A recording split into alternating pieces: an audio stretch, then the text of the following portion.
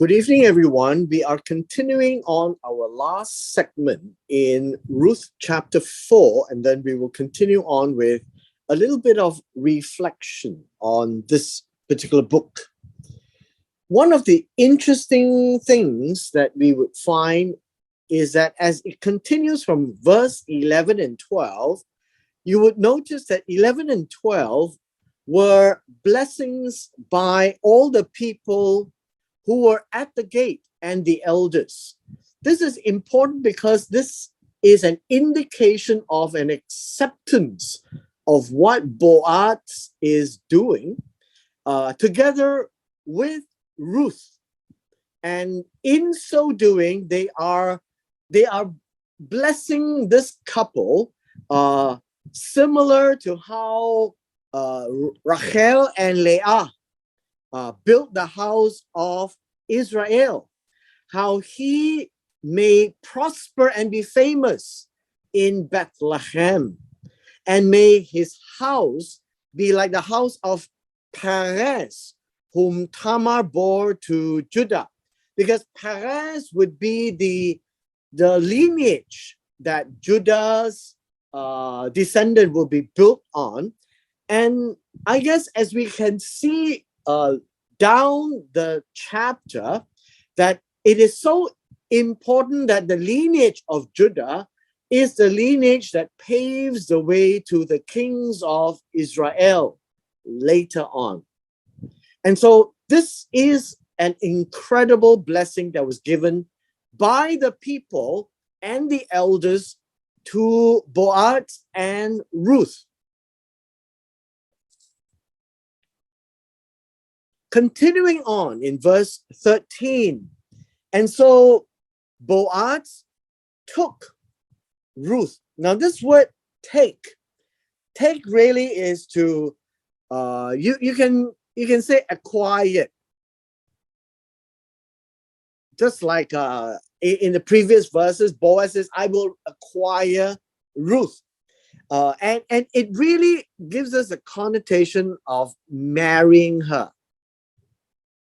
And understand, marrying means to take her as his woman. And so I'm just showing you that in the ancient days, the word husband and wife doesn't come into play. It's just a modern English term. And so Boaz and Ruth became married. It's said in so many ways. And she became. Now, the understanding is that it eventually had to happen. Certain processes took place and confirmed and affirmed her to be his woman. And this becomes an A and a B as well, because we have this conjunction given to us when he went into her. And this also tells us that she became his wife when she went into her. And this, in the old days, this is an A and a B. And let me just pause to explain this. In the old days, a woman truly becomes the wife of a man when they when they have sex, basically. And that in the Oriental culture as well. It is not the tea ceremony or whatever celebration that comes along, but the affirmation or the confirmation is in the union of the man and woman itself. And after this, you can find in verse 13, there is a break. And then God gave her conception. Understand the word conception literally means pregnant.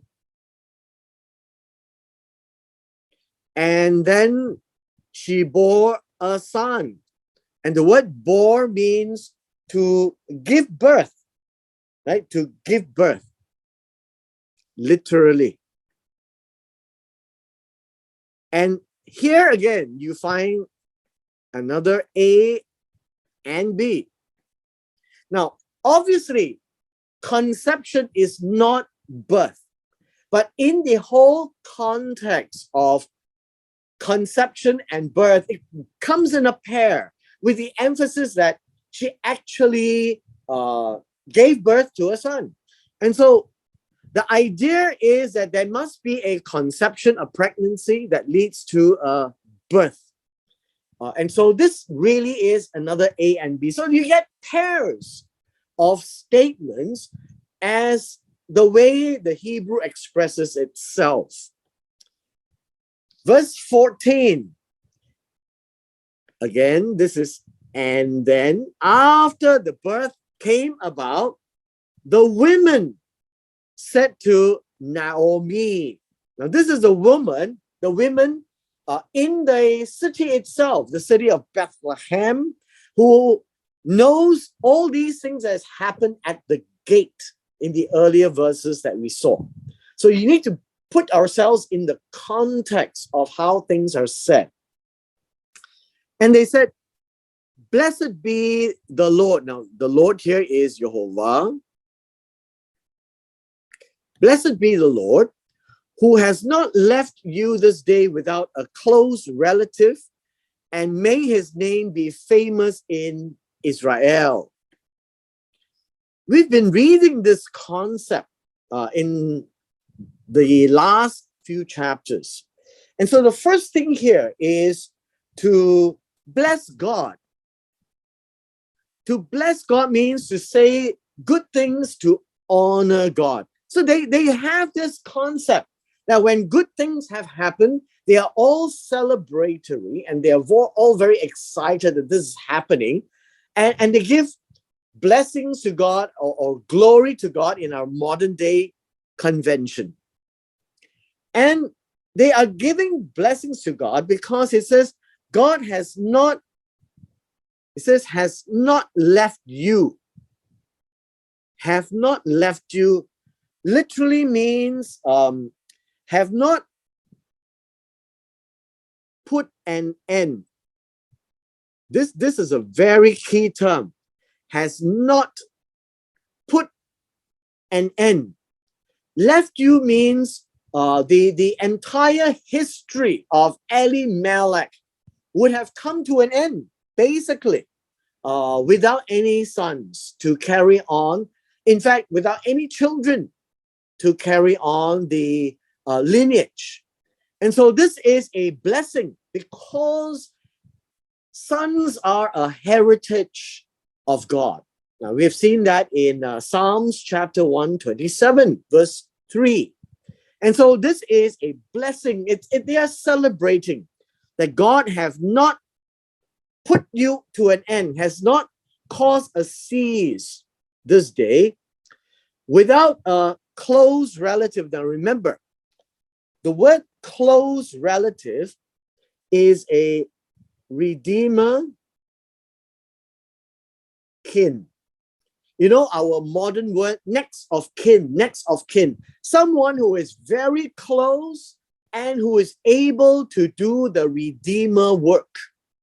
The redeemer work is to redeem the property, to make sure that it stays in the family's name.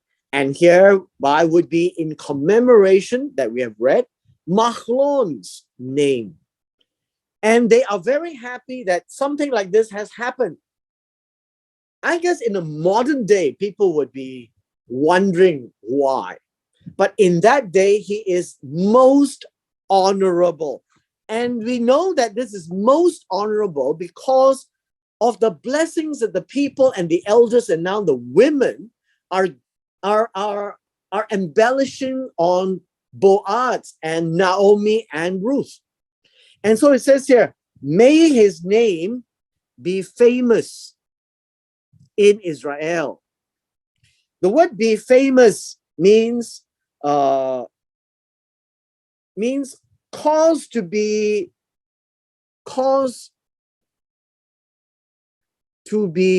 called, right? So people would talk about him.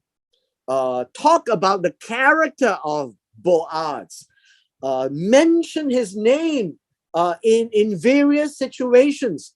And thereby, I guess that's how the English translation comes to be famous. But as you all would know by now, the Hebrew words that is used in the Bible are always very graphic. It's very imagery driven. And so this idea of be famous literally means that people will talk about it. Let his name be spoken about and hence be famous in all Israel.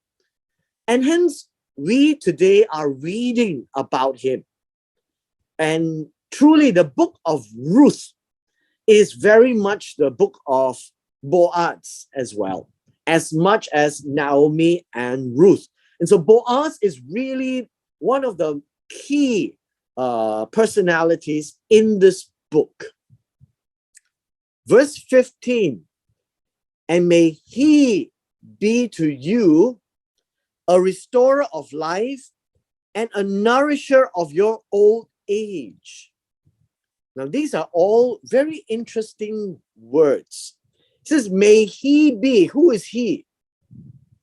Boaz. Boaz is spoken that he would be the one who would return, right? This is shuv. Return to life. Return what to life? Return to life means to be a son, to Naomi, because she has no more bloodline, right? No more sons. But in this case, Boaz is playing that role to give her life and to, well, the word here, nourisher, really is to maintain or sustain. To sustain her as she, I guess the word here, as she have gray hair. Right? This is the word for old age. That as she turns gray, I guess that's what we would say in the modern day English. And the translator has chosen old age. And that's not wrong. It's not wrong. And so understand this, that this is also an A and a B. Right? This is an A and this is a B. That Boaz is to give her life again, to return life to her, to be a son, to take care of her. And of course, these words are also saying that may Boaz sustain her in her old age when she's having gray hair. Our next phrase here is this: for your daughter-in-law who loves you. And this is important. This is Ahav. Understand this. The Hebrew concept of love, as defined by Ahav, is about a more vivid view of being able to cherish, to protect, to nourish, to provide. That's the concept of love. And in so doing, Ruth gave herself to Naomi. That's what it means. Her daughter-in-law, that is Ruth, who loves you, means gave herself to Naomi. And that is a very important understanding, that we don't just take a modern interest in love. The modern interest in love is very much an abstract concept where it is about emotions, about feelings, and not as much in the expression. And even in the expression, you need to think oriental, that love has to be seen in a practical way.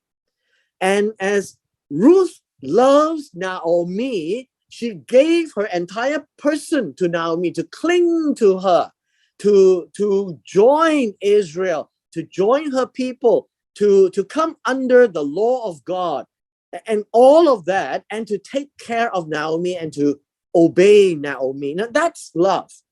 So love is not just a feeling, but love really is a matter of giving oneself to another and obeying her. So Ruth obeys Naomi, which we have seen in chapters 2 and 3.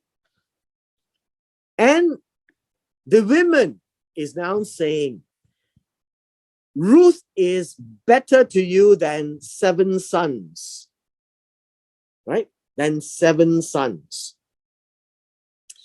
This is really interesting. That and in so doing, I guess you can see that it is better than 7 sons born, and better than 7 sons, and in verse 15, better than 7 sons to Naomi, right? This is so interesting because the comparison of a woman to 7 men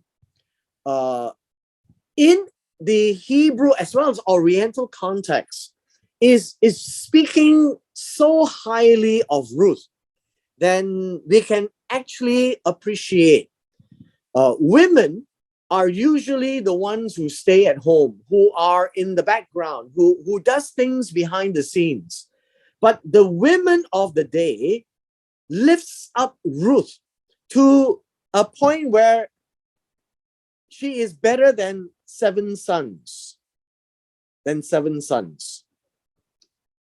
And I guess you can say that this is an interesting concept where a woman in the Bible is shown to be far, or I guess in this case, exceedingly better than 7 sons who are Israelites, and Ruth being a Moabitess to her. And we have seen Mahlon and Chilion in Moab, and they died. But the women here are so enthralled because they are able to lift up and promote and show, I guess, to us readers today, that women can play ultimately an incredible role that people do not expect. Verse 16. Oh, let's finish this line first. The line here has borne him. This would be the son. Right? This is the son. And it's talking about this bore a son. Right? Bore a son, born him. Verse 16. Verse 16 tells us this. Then, again, this is and then Naomi took the child and laid him on her bosom, and she became a nurse to him. Now let me just take this and break it apart. And then, and this is another word, and then laid him on her bosom. This one is to put him on her bosom, and she became a nurse to him. And you understand this word nurse comes from the word nourish. To nourish him. And so Naomi became how should we call a nursing mom? I guess that's what you call her. A nursing mother. And to suckle the child. And this is what it means. This is an A and this is a B. Right? These are all the ancient conventions. Verse 17, we also see another statement here. Also, just think of this as and then.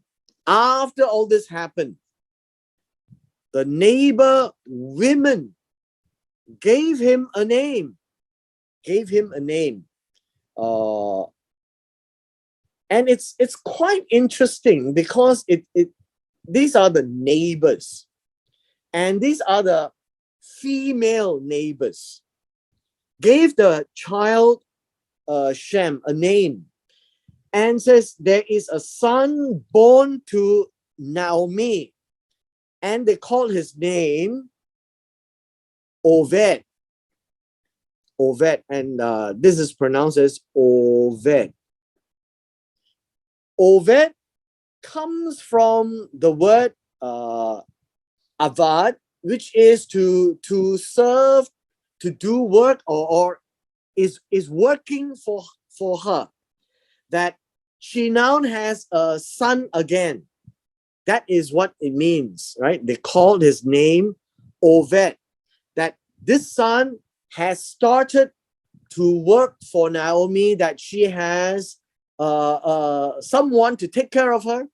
She has a sustenance and she has a son in that sense. So you can see that in this particular text, Boaz marrying Ruth also paints a picture of what we call a Levirate law kind of context, where if the widow did not have another brother, because both brothers have died, it seems that a kinsman redeemer is the next in line that can play the role of a brother, so that the lineage and the ownership of the property can be maintained within the line of Mahlon. And that was what Boaz has actually done. And so we see it by this phrase, that a son is born to Naomi. Now, Naomi didn't bear a son. Naomi had Ruth. Ruth married to Boaz, and Boaz and Ruth had a son. And it eventually was taken to become Naomi's son by her nursing him. And this is all part and parcel of a very visual narrative. And the word Oved really says that this is working out for Naomi. Now, in the course of history, we now discover that Oved is the father of who? Of Yishai. Now, we call him Jesse, but his name really is Yishai, the father of David. And that's where the narrative of Ruth and Boaz comes to an end. That comes to an end. And so it's an incredible story of how they all came together in compliance of the laws that God has laid out for them in the wilderness. And even without being compelled, they were all faithful to God's words. including Ruth, a Moabitess who joined the nation, and thereby giving us a glimpse of the early life of the communal life of the nation of Israel in the personalities of Ruth, in the personality of Naomi, Boaz, and how these ancient customs have come into play. And thereby, in honor to God, they are now paving the way to greater things to come. Verse 18. Verse 18 now tells us this. And this is the generations of Perez. Perez begot Hezron. Hezron begot Ram. Ram begot Aminadav. Aminadav begot Nashon. And Nashon begot Salma. Right? The actual word here is Salma. But don't get too worked up. Salma and Salmon are Salmon actually is a word derived from Salma, and in First Chronicles, Salma is used more often. And so Salmon begat Boaz, and Boaz begot Oved. Oved begot Yishai, and Yishai begot David, and thereby paints the pathway to the great king of Israel. And later on, when we have a chance in 2 Samuel chapter 7, God makes a covenant with David, and that's where David came from. All these are narratives that deserves us to look at because of the faithfulness of the generations that came before David. And so David could take place because people like Naomi, like Ruth, like Boaz were faithful to God. And thereby we now can read about them. Here we come to the end of the book of Ruth.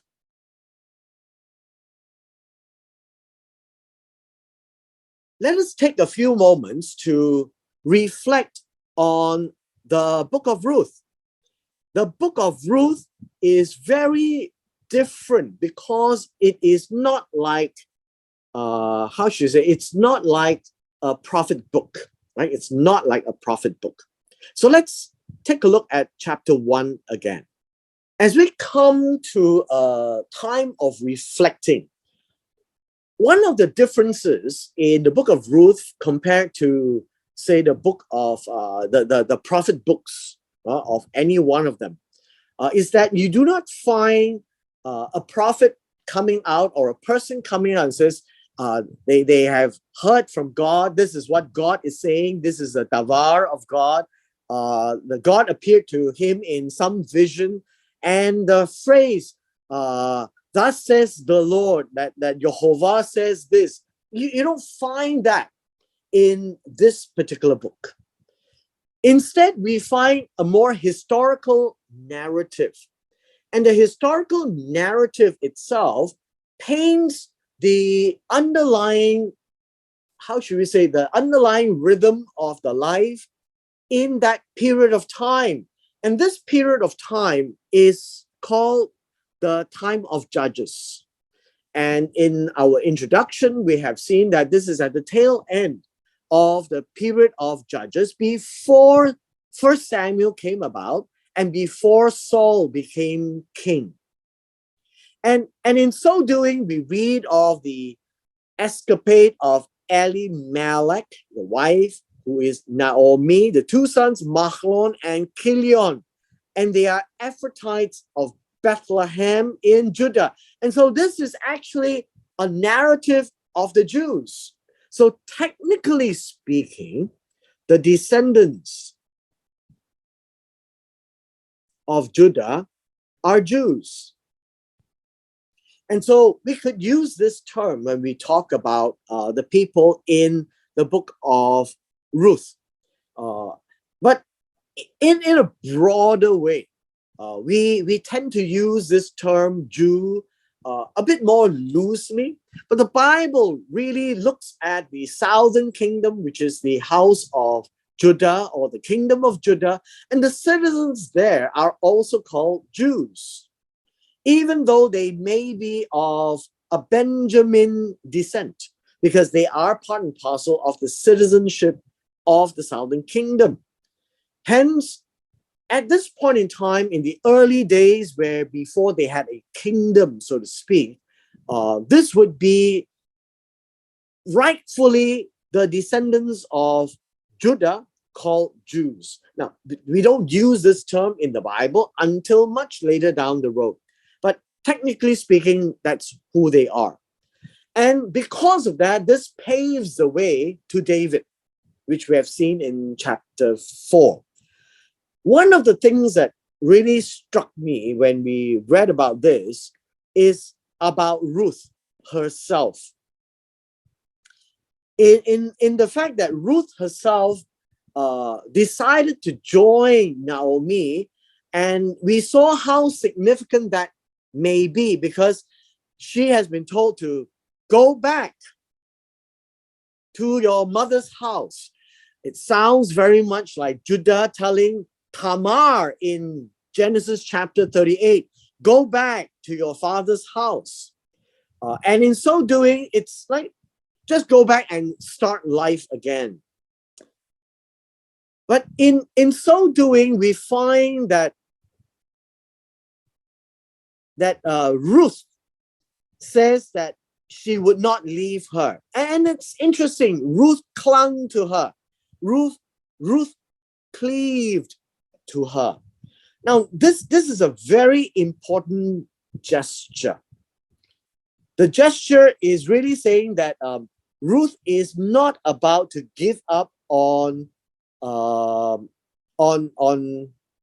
Naomi, and the name Ruth really tells us that she is a very good friend, right? A very good friend,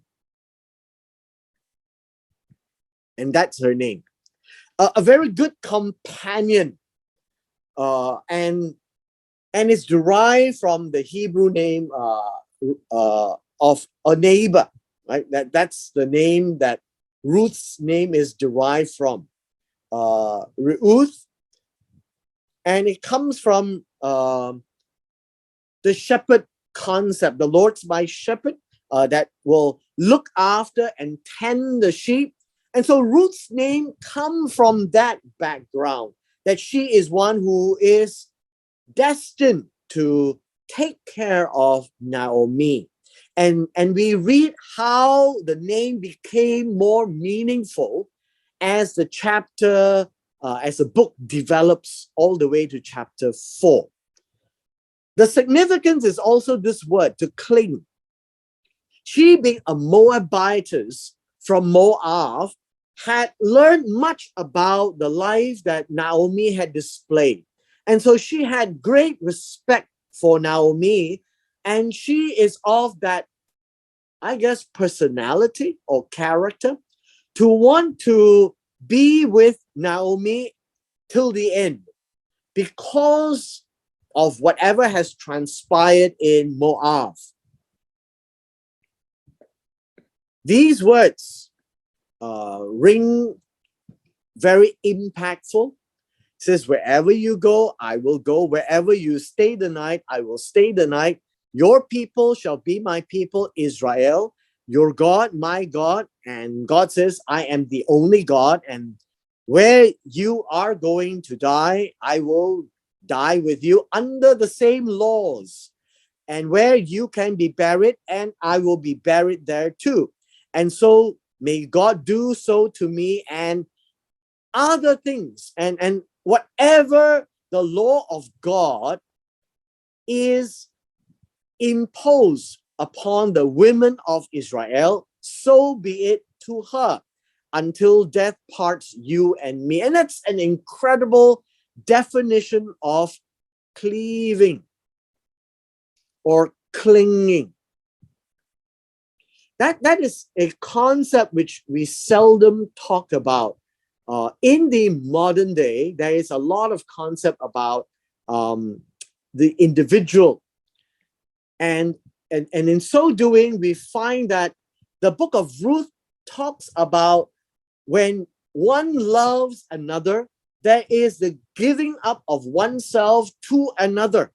And so Ruth loves Naomi. And we read this in chapter 4. And this word ahav is already defined right up front, right here. Right here. And thereby we can see this is also a love story. Love story not in the modern sense, but in the Hebrew sense, between Ruth and Naomi. We always think of love story between a man and a woman, but now we have a love story between Ruth and Naomi. In this, we see an early example of how someone from Moab joins Israel as a nation. And I think the impact is that when we appreciate how one who is not an Israelite becomes a ger in Israel, is really to be like Naomi, right? Be like Naomi. And whatever Naomi is subjected to, Ruth has decided to subject herself. And so it is not as simple as make an application to be a PR. It really means that you are one of them. And one of them being in Israel, and as a Jew here, means that you are placing yourself under the laws of God. The laws that God has given at Sinai in the wilderness. Everything that imposes upon Ruth, Ruth has willingly subjected herself to, just as Naomi has. And probably that is what Ruth has seen of Naomi. Now, we don't know that, and so I'm making a speculation, but that really seems to be the case, how Ruth has been so taken in by Naomi. But whatever it is, the impact of this book will be lost if we do not understand that Ruth really gave herself up as a Moabitess to become a friend of Israel, and thereby subjecting herself to the God of Israel. We can also see how sad Naomi is because there is no more men in her life. So one of the things that we find even in that early days of the nation of Israel is this, that God has always told the people to focus on a few groups of people. And we saw that God rebuked Israel for not doing it. God says to take care of the poor, the needy, the oppressed, the widow, and the orphans. Both of these have no man in their lives. It is so important that we understand that this is the crux of the Hebrew life at that point in time. And so the law of God requires them to do so. And we have seen that Ruth and Naomi, when they came back from Moab, they had nothing. They had nothing, which tells us that whatever they had that belonged to Elimelech and rightfully to Mahlon was sold to other people, and thereby shows us that she is now poor, needy, and no man. So she is in this category that the people of Israel are to look out for. And that's where we see Boaz looking out, not only because they are poor, needy. Boaz is also looking out because he now realizes he is a very close kin of theirs, and he can redeem the land that was sold earlier. Now, all of this is to show us the life in the times of the book of Ruth, and they were all very well aware of the laws of God. When we get to chapter 2, we saw of the idea of gleaning the fields. And in the book of Leviticus, gleaning the fields is an important concept, that Boaz knows that in his field, under the laws of God, the corners of the field are to be left so that everyone who is poor can go and glean in the field. And it was also left as a law so that the ger, that is Ruth. Ruth is a Moabitess. Ruth is not an Israelite, but she is a friend of Israel, has joined Israel, and she is called a ger, right? A ger. And the law of gleaning requires the ger to also participate, because the law of gleaning is to ensure dignity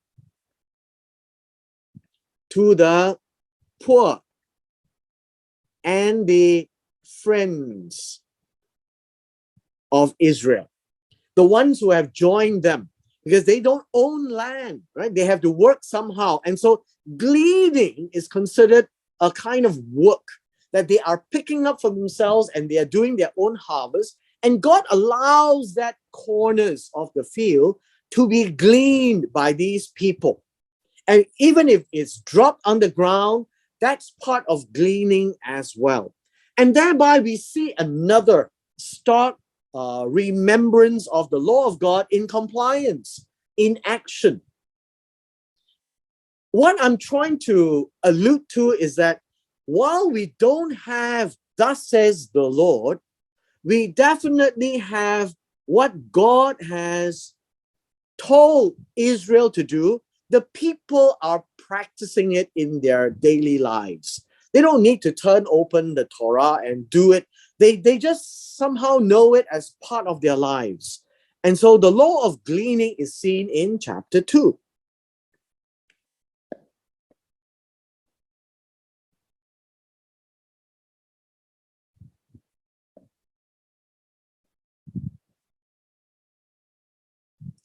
And then in chapter 2 comes a very interesting conversation between Boaz and Ruth. And Boaz now knows everything about Ruth, and thereby takes care of her. And that in itself is seen here. It says, "It has been fully reported to me all that you have done for your mother-in-law since the death of your husband, and how you have left your father, mother, and the land of your birth, and have come to a people you did not know before. And may the Lord repay you for work and a full reward given to you by the Lord God of Israel, under whose wings you have come for refuge." This tells us that not only Boaz knows about Ruth's background, it is because she is also poor. She doesn't have land.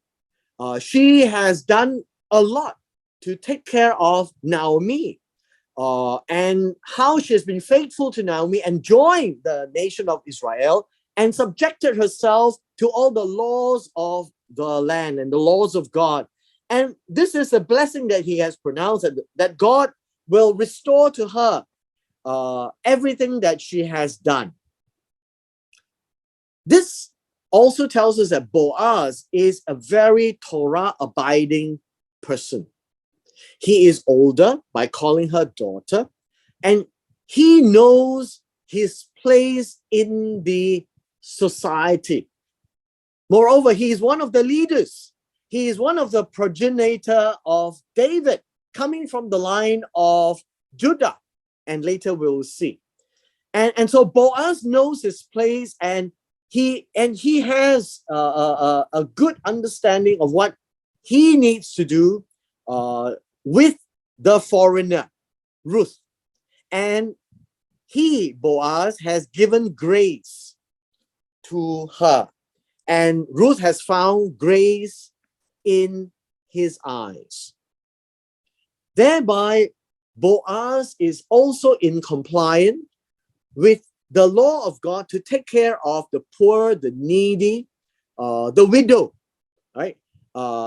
And thereby protecting them, providing for them, and guarding them.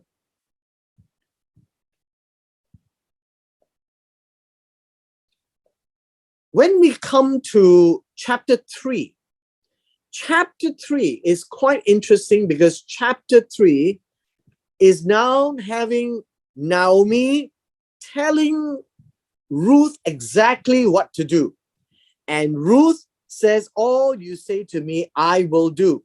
And you have seen that this is an expression of Ruth loved Naomi. And in so doing, if anyone says that he or she loves another, it is for that person to do as told, right? As told. And so how do they love God? They love God by listening and obeying what God says. How do we love God? And we should do the same as well. So I guess that is important for us to realize how love is expressed. Now, love is expressed in many ways, although we don't read the word love, it is nevertheless expressed in these kinds of words. We also read of a very strange event, at least strange to our eyes and ears, of how Naomi told Ruth to lay down at his feet. And in that discussion, he says, I am Ruth, your maidservant. Take me under your wing, for you are a close relative. Now, your wing is actually the bottom of his garment. And we started to look at this concept of a close relative. When we say that it was a close relative in verse 9, this would be the Goel, right? The Goel. This is a Hebrew term. A redeemer, kin. A very close relative who can take the charge of redeeming the land, right? Now, we know for a fact that Boaz is not a son of Naomi. And in Deuteronomy chapter 25, right? Deuteronomy chapter 25, this requires a brother to perform the Levirate marriage, so that there will be a next of kin that is born, a lineage is born to inherit the property, so that the property doesn't go out of ownership of the family. Now, Boaz says to her, my daughter, no, blessed are you, for you have shown more kindness, because you did not go after the young men, whether rich or poor. And it seems to show us that Ruth could have gone after other men, and thereby the property will be permanently lost, because there will not be a way of regaining that property. We were lost to the one who bought it in the first place. But this whole episode in chapter 3 is Naomi's strategy to recover the property and restore the name of the family through the close relative, the Goel, the Redeemer kin, so that there will be a perpetuation of the name of Elimelech and Mahlon. And Boaz now stands in place to do that service.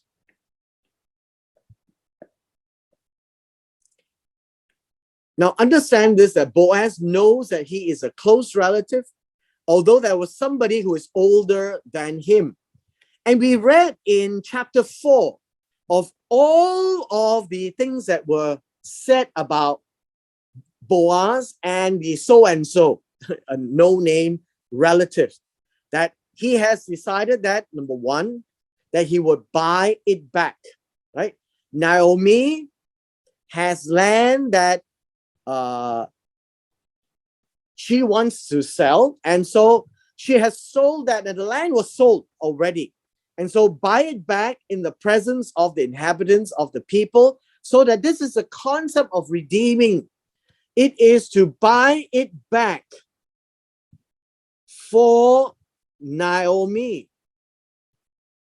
for the heritage of Mahlon. And so that is the concept of redeeming. It is to return the property to the original ownership. And if you have the time to look at, say, Genesis chapter 48, Exodus chapter 6, Jeremiah chapter 32, you would see that the concept of redemption has always been focused on restoring what was transferred to another and move it back to its original owner. And so Israel was redeemed out of Egypt to the rightful owner into the land of Canaan, the God's promised land. Here, the rightful owner is now Naomi, but it's not in her state because of the poverty. She has sold it, and now redeeming would be to buy back that land and give it back to Naomi. Now, whatever has happened, we have seen this. Buy it from the hand of Naomi, buy it from Ruth, and also perpetuate the name of the dead through his inheritance, is in one fell swoop. Redeem, take over, marry Ruth, have a child, and the son becomes the son of Naomi as well. And thereby Naomi has a son to perpetuate the name. And we have seen this.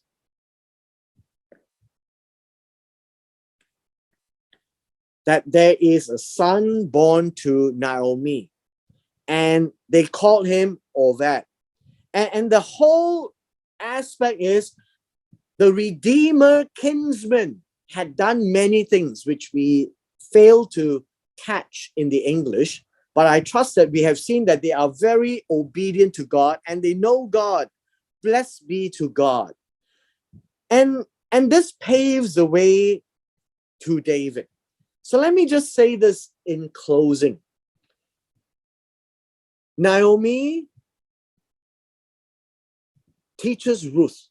The young women teaches Ruth. And Ruth loves Naomi and obeys Naomi and plays this role to become the woman of Boaz, who at the same time becomes the kinsman redeemer, all in one go, so that the life of Naomi is restored, the honor of Mahlon is restored, the land that belongs to Mahlon is restored, the name of Mahlon is restored, and so that the son that is born to Boaz and Ruth will sit at the place at the gate where Mahlon will sit.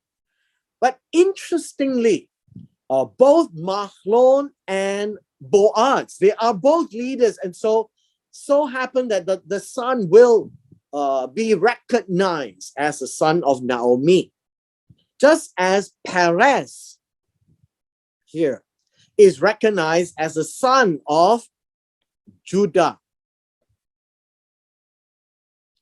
it is quite interesting, just as a sidebar, we're not told of Tamar, and its tradition has it that Tamar is a Canaanite woman who has also, like Ruth, embraced the God of Judah, and she knows how to obey the law better than Judah, because Judah failed to give his third son to Tamar in part of the Levirate marriage of Deuteronomy chapter 25.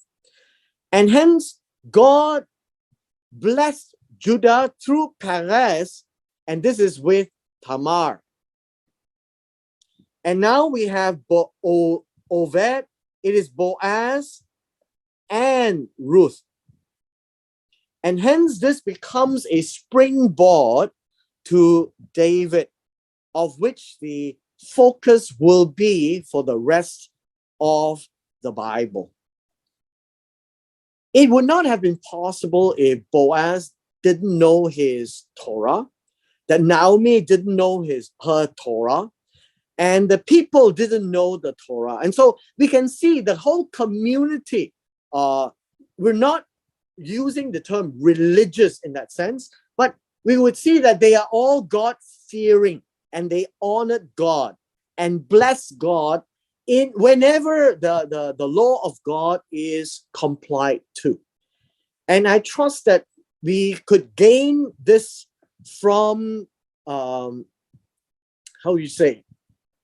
we can gain this from the book of Ruth, who can say that she loves you, who loves you, and this is Ruth, loves Naomi.